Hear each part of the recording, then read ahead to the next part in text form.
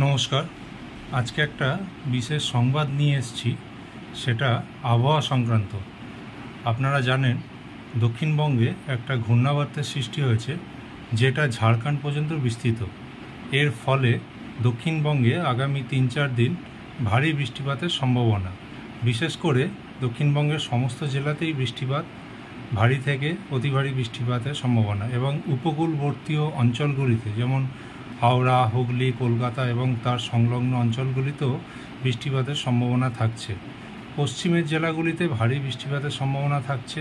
ঘূর্ণাবর্তী আস্তে আস্তে ঝাড়খণ্ডের দিকে সরে যাবে, যার ফলে পশ্চিমের জেলাগুলিতে যেমন বাঁকুড়া, পশ্চিম মিদনাপুর, পুরুলিয়া, এই সমস্ত অঞ্চলগুলিতে, বীরভূম, এই সমস্ত অঞ্চলগুলিতে ভারী থেকে অতি ভারী বৃষ্টিপাতের সম্ভাবনা আছে।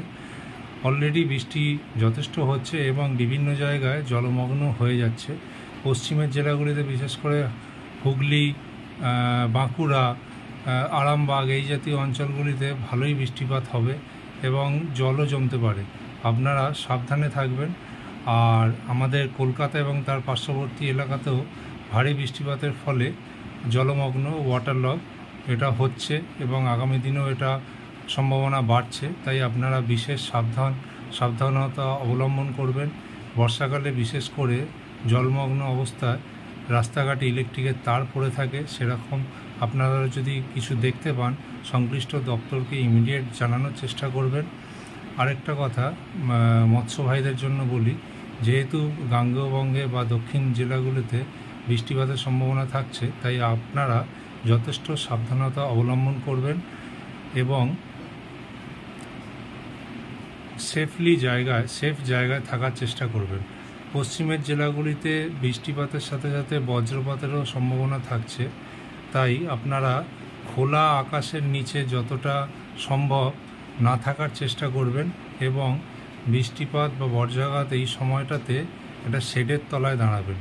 বজ্রাঘাত সংক্রান্ত একটা বিশেষ অ্যাপ আছে, যেই অ্যাপটা আবহাওয়া দপ্তরে, তো আপনারা যদি এই অ্যাপটা ইউজ করেন, বজ্রাঘাত কোথায় কতটা কী পরিমাণে হতে পারে একটা আগাম সম্ভাবনা ওই অ্যাপের মাধ্যমে জানা যায়।